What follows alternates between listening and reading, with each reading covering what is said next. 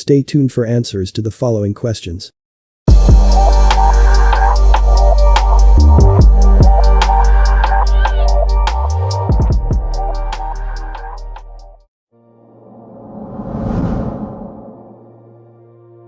Welcome everyone, I'm Raniyah. And I'm Maria. And this is entree number 6 at the Cater Cafe. And what exactly is today's special, Maria? A final helping of a Waspy Prologue, Chapter 1, Part 4 of 4. Perfect. Let's read it then. You got it.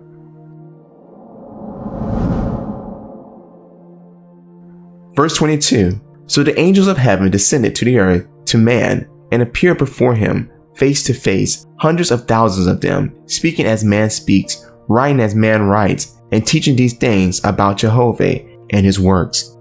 Verse 23. And in the 33rd year of the angel's descent, the ambassadors of the angel host of heaven, in the name of Jehovah, revealed to man his heavenly kingdoms through this Waspy, making known the plan of his delightful creations for the resurrection of the peoples of the earth. Verse 24. Not immaculate is this book, Waspy, but to teach mortals how to attain to hear the Creator's voice and to see his heavens in full consciousness while still living on the earth, and to know, in truth, the place and condition waiting for them after death. Verse 25. Neither are nor were the revelations in this Waspy wholly new to mortals. The same things have been revealed at the same time to many, who live at remote distances from one another, but who were not in correspondence till afterward. Verse 26. Because this light is comprehensive, embracing corporeal and spiritual things, it is called the beginning of the cosmic era. And because it relates to earth, sky, and spirit, it is called Waspy. And with that, let's dive right into our 4-question deep analysis.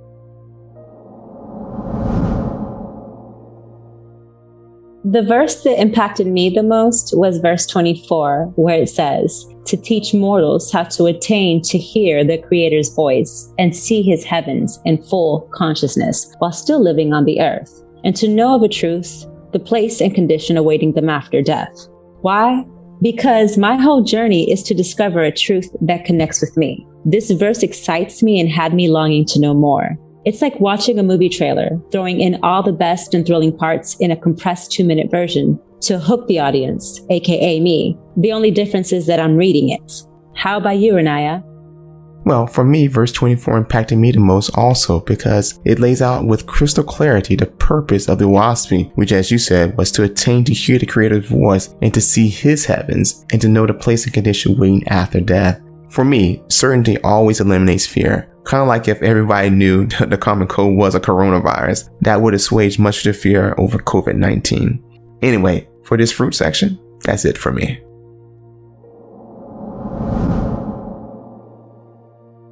I feel that this passage of 5 verses ignited my flame for the Creator.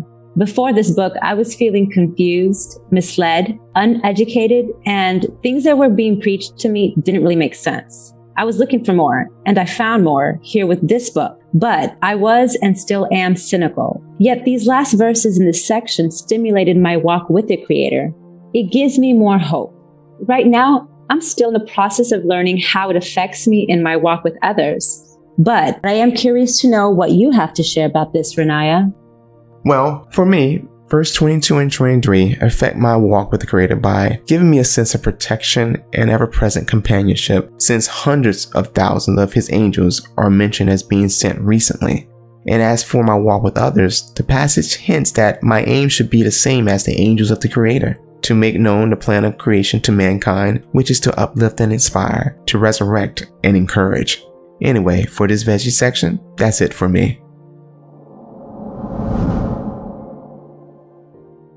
In verse 24 of a Waspy Prologue, it mentions heavens, meaning more than one.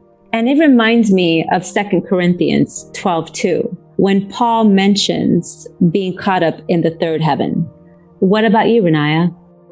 Well, for me, verse 25, where it states neither are the revelation or Waspy wholly new, that reminds me of Ecclesiastes chapter 1 verse 9, which states, there is no new thing under the sun. In other words, everything always circles back, even if time has wiped it away from our collective memory.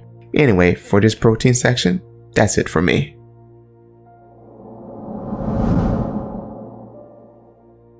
I believe the biggest hurdle in this passage for others to accept is if Jehovah actually sent hundreds of thousands of angels down to the earth.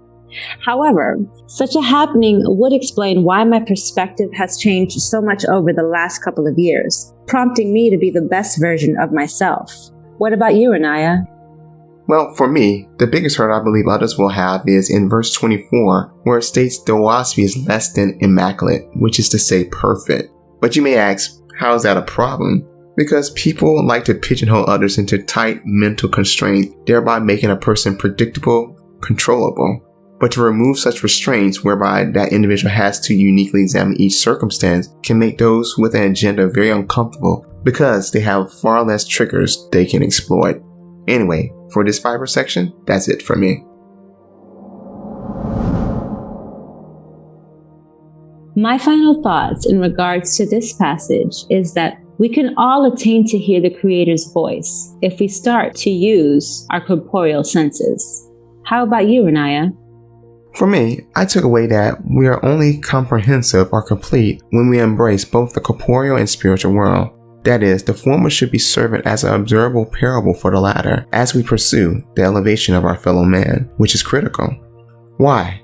Because both corporeal and spiritual pursuits become utterly selfish without others to attend to.